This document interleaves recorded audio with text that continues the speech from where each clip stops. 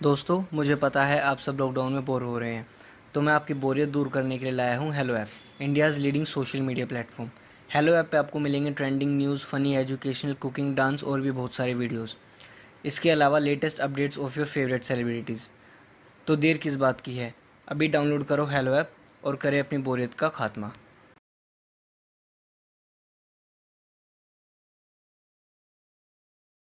माँ, ये राधिका है, तुम्हारी बहू। राधिका गांव में हॉस्पिटल में नर्स का काम करती है। बस हम दोनों में दोस्ती हो गई और हमने शादी कर ली।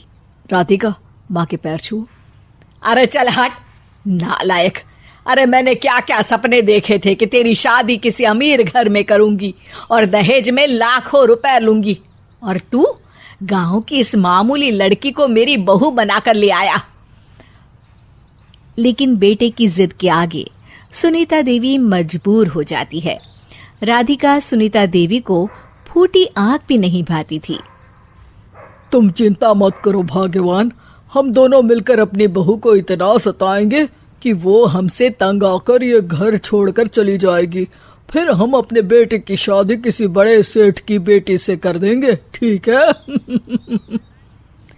अगले दिन सुनीता देवी अपने बेटे का कमरा साफ कर रही होती है। तभी बहू के सामान में उसे एक बड़ी बड़ी मूंछों वाले आदमी की तस्वीर दिखाई देती है और उसके कंधे पर एक बड़ी सी बंदूक टंगी होती है।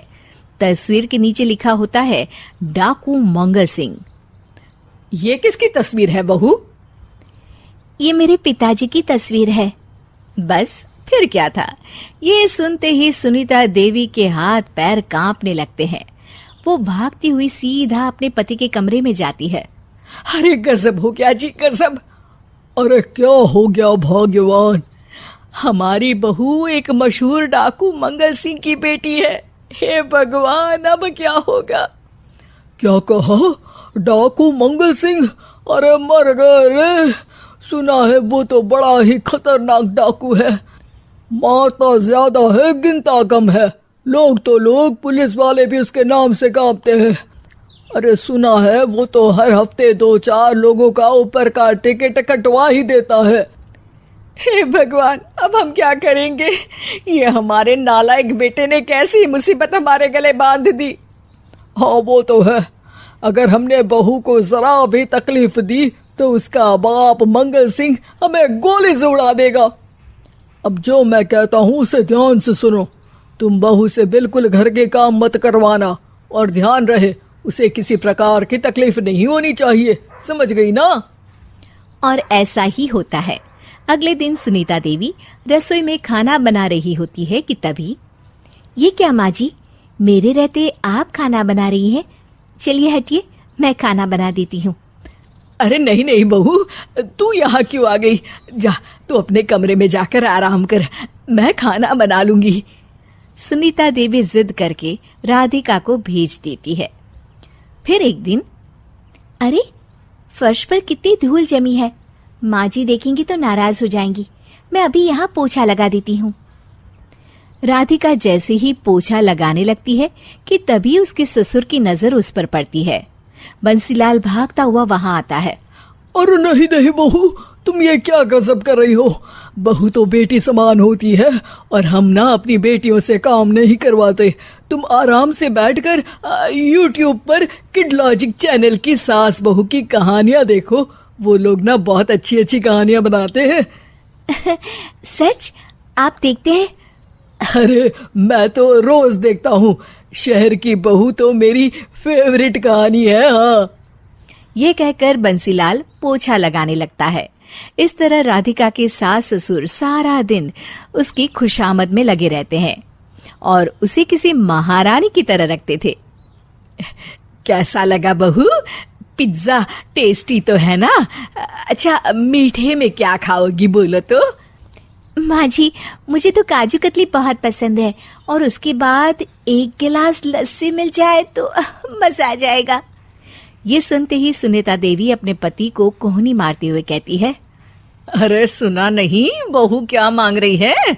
जल्दी से भागकर बाजार जाइए और सब खरीद कर ले आइए। हाँ हाँ भाग्यवान, अभी जाता हूँ।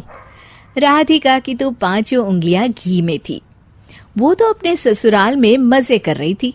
दूसरी तरफ राधिका की सास उसके लिए कभी नई साड़ी खरीद लाती तो कभी उसके लिए नए गहने बनवा देती। फिर एक दिन डाकू मंगल सिंह अपनी बेटी राधिका से मिलने अपने आदमियों के साथ आता है। उन सबको देखते ही राधिका के सास ससुर डर के मारे कांपने लगते हैं।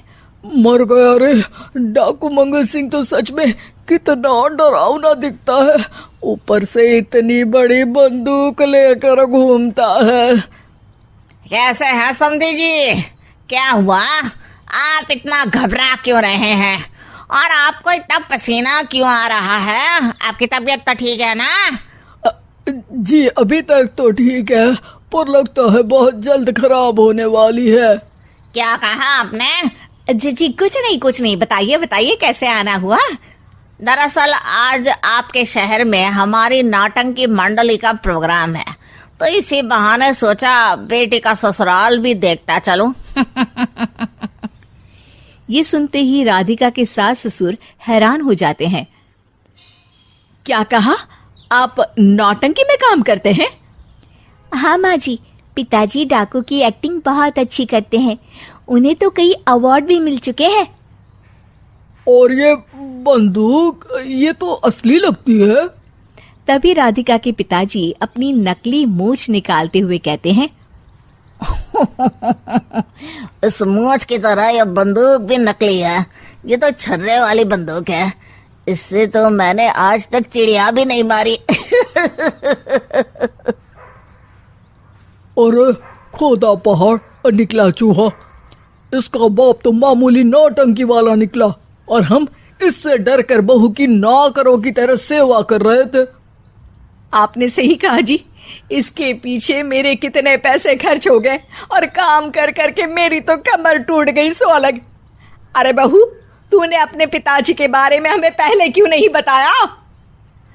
राधिका मुस्कुराते हुए कहती है, आपने तो कभी पूछा ही नहीं ना माँ जी।